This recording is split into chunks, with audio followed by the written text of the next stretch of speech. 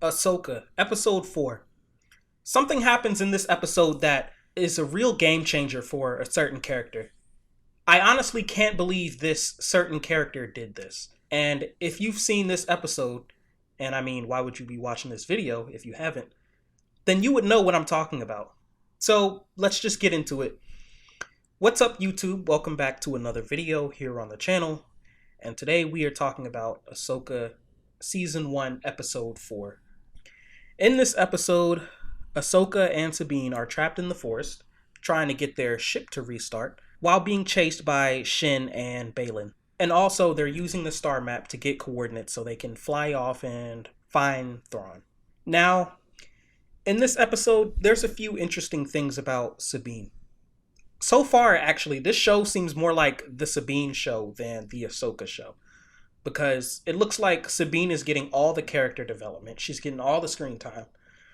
And this might as well be called the Sabine show and not the Ahsoka show. Because we're not getting a lot of Ahsoka in this show. So, in this episode, I'm just gonna say what I have on my mind. What Sabine did. So basically, Sabine, they could have, well, I'm not gonna say they could have gotten away with destroying the map, but Sabine gives the map to Baylan. I know he's manipulating her. He was testing her resolve, but she still ends up giving him the map just so she can see Ezra. That makes sense considering her character. Like Ahsoka said, when the stakes are these high, you can't be making personal decisions like this. Taking Sabine on this mission, getting her involved in any way, it's starting to look like a liability. Sabine is a liability to the entire galaxy. All right, you can call this my agenda. Yeah, that's what this is. This is my agenda. This is now the Film Ron agenda. Sabine's a rat. That's all I have to say. Call this Agenda Wars. That's what this is called. Agenda Wars. All right, in the first episode of Agenda Wars, this is the thing. Sabine's a rat, and she's a liability. And because of her, now the entire galaxy is going to be fucked up. If she can't make the hard decisions, why is she in this? I'm not saying that as a fan of the series or like just watching. I'm just saying that as if I were in this battle myself, if I was in the Star Wars world, I would not have taken Sabine on this trip. But as a fan of Star Wars and as a film critic or whatever of sorts, it makes sense for her character. So that's a good thing. It's a good thing that Sabine gave Baylan the map so they can go find Thrawn and Ezra by extension. Because she really misses him. Ezra is the only family she has left, she feels like.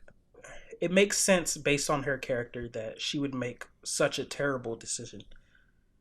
So, this is good in a character sort of way, and bad in a military, what the hell is she doing sort of way. She just doomed the entire galaxy.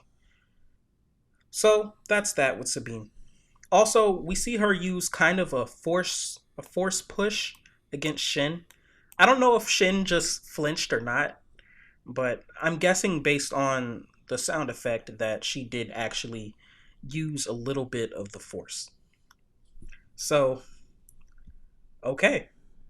I guess it's pretty much confirmed that anybody can use the force. Even the Star Wars equivalent of Muggles can use the force. It is now confirmed. Let's see how this impacts Star Wars from this point on. From this point forward, let's see how this impacts Star Wars. Now, I better not see any shit like a Muggle pulling a Star Destroyer out of orbit or some dumbass shit, or a Muggle being able to defeat a full-fledged Force user using the Force. I better not see that, because the day I see that, that's when I riot. That's when I say, alright, Star Wars has officially jumped the gun again, and I will not stand for it. So another thing we see in this episode is Merrick, or Marak, or whatever you want to call this inquisitor. We finally, I guess, get his identity revealed. And his identity is no identity. That's right. He's nobody. He's nothing. As Kylo Ren said in The Last Jedi, he's nothing. He's not Ezra Bridger. He's not Kanan Jarrus. He's not Moff Gideon. He's not Star Killer. And he's not Hondo Ohnaka. He's a puff of smoke, just like that one Inquisitor from the Tales of the Jedi short series. Which, I don't know how I feel about that. Usually when you have a masked character, there's supposed to be some sort of payoff. And I know that's just me and me being used to how other stories tell their stories and my own expectations, but I'm a little disappointed that it's just a conjured apparition instead of an actual character.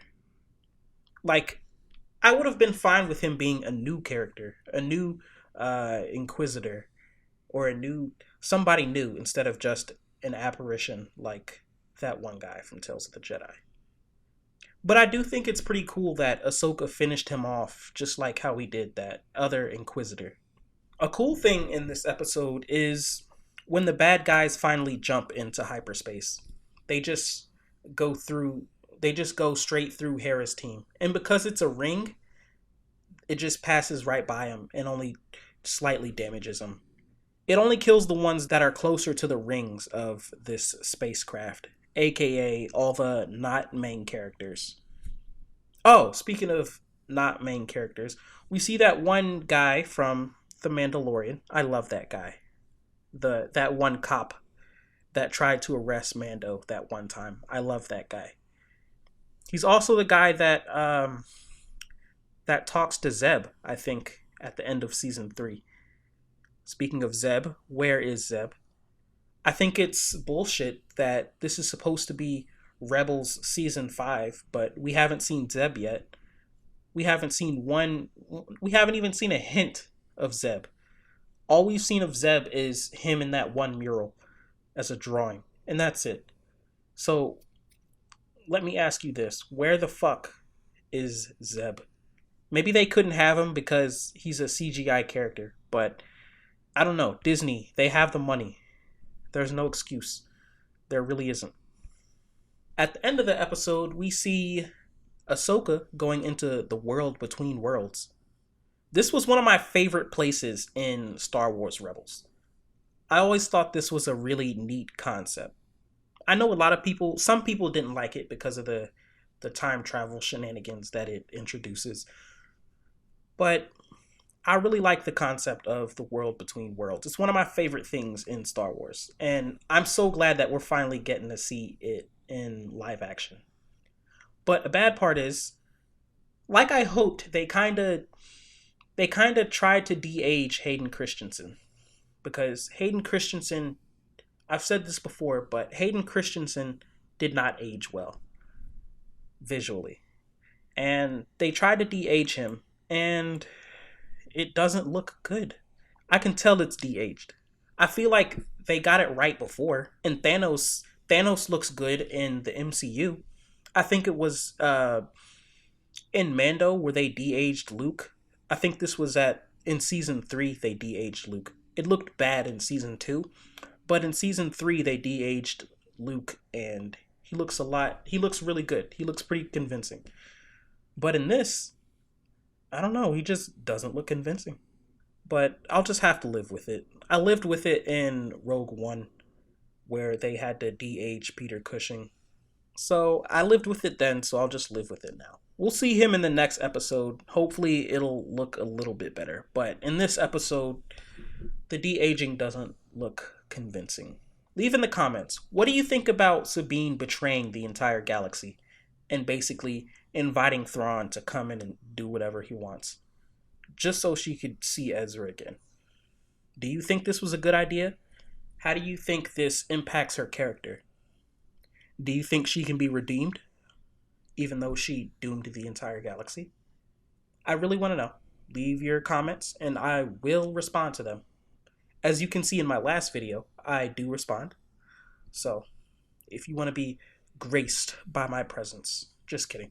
But yeah, let's have a discussion going in the comments. Alright, that's pretty much it.